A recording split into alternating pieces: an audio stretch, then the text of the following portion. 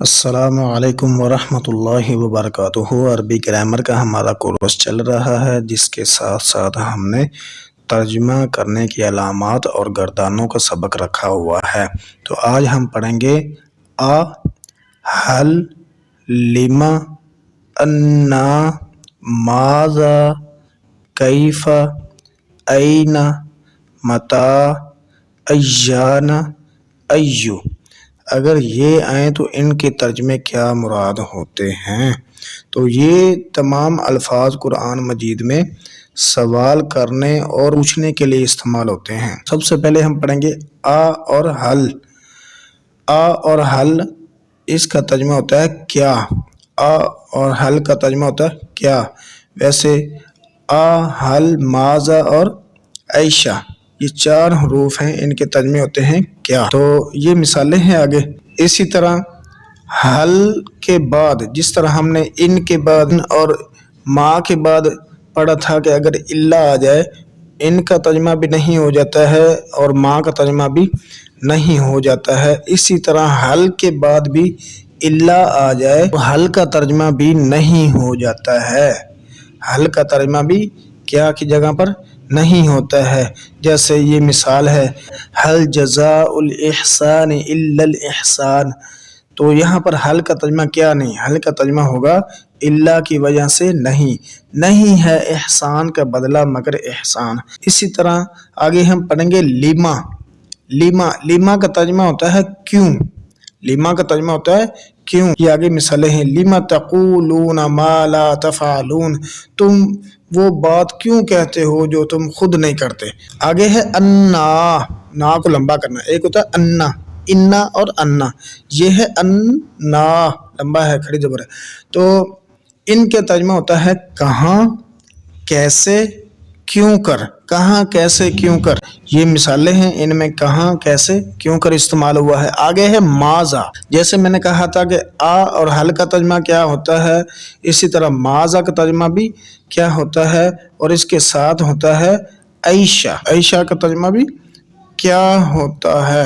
یہ مثالیں ہیں۔ آگے ہے کیف، اس کا ترجمہ ہوتا ہے کیسے، کیوں کر، کس طرح۔ کیسے، کیوں کر، کس طرح۔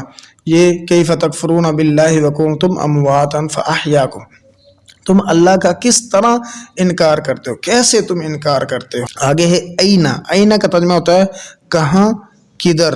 اینا کہاں، کدھر۔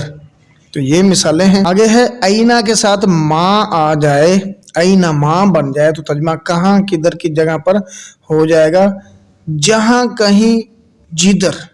اینا ماں، اگر اینا ہو ترجمہ کہاں، کدھر، ان دونوں میں سے ہوگا۔ اگر اینا ماں لکھا ہو تو پھر ترجمہ ہو جائے گا جہاں، کہیں، یا پھر جدھر۔ آگے ہے متا اور ایانا۔ متا اور ایانا اکٹھے اس لیے کر دیے کہ دونوں کے ترجمے ایک ہی ہوتے ہیں۔ متا کا ترجمہ بھی کب ہوتا ہے، ایانا کا ترجمہ بھی کب ہوتا ہے۔ ایو کا ترجمہ ہوتا ہے کس، کون، کس یا کون۔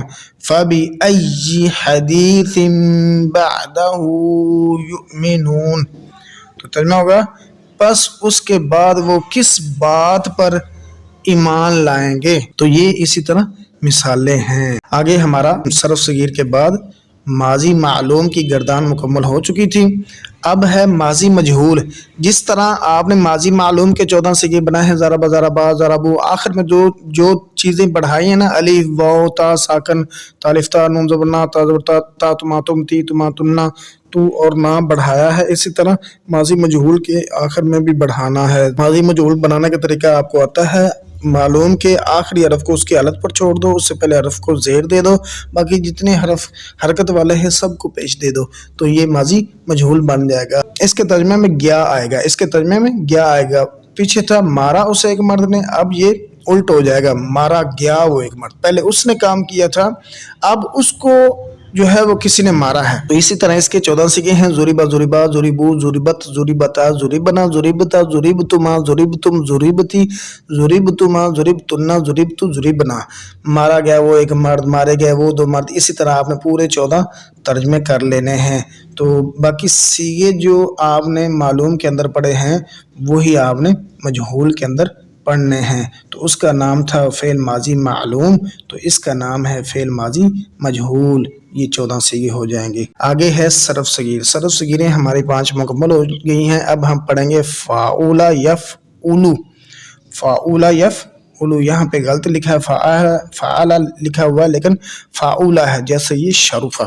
فاعول یفعل، یہ صرف صغیر تھوڑی سی سمجھنے والی ہے۔ تو جیسے ناصر ینصر تھا نا، اس کا مضارع اس طرح ہوگا، تو آخر سے پہلے پیش ہوگی مضارع کے اندر۔ شرف یشرف شرفن فہو شریف، وہاں پر شارف ہوگا لیکن یہاں پر شریف ہوگا۔ شرف یشرف شرفن فہو شریف، وشرف بہ یشرف بہ شرفن بہ فذاک مشروف بہ۔ جو یہ معلوم ہو گئے، یہ ہو گئے معلوم، یہاں پر معلوم چل رہا ہے ایک حساب کا۔ تو جب مجہول ہوگا، یہ آگے جیسے ضربہ تھا اس کا ضریبہ آ جائے گا، تو جو مجہول ہے اس کے ساتھ ضمیر آئے گی، شریف بہ۔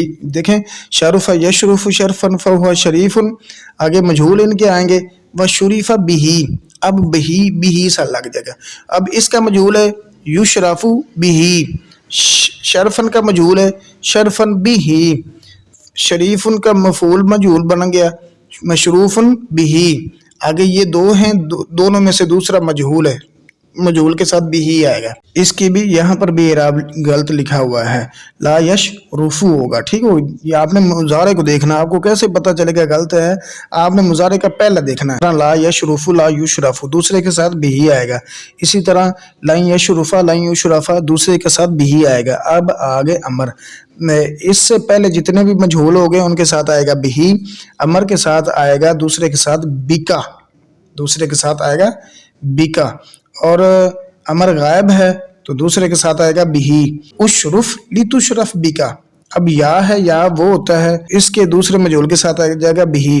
اسی طرح نہیں کے پہلے دوسرے کے ساتھ آئے گا بکا، اور دوسرے کے ساتھ آئے گا بھی۔ آگے ظرف اور اللہ اور اسم تفضیل، ان کے ساتھ کچھ نہیں آئے گا، جیسے مضربن مضربان مضاربن ضریبن آپ نے پڑھا ہے، اسی طرح یہ اسم ظرف کے صیغے آ گئے، مشرفن مشرفان مشارف ومو شریفن۔ اسی طرح اللہ کے 3 سیٹ بنا لیں، مذکر کے، مؤنث کے، مبالغہ کے، اسی طرح تفضیل کے صیغے ہیں۔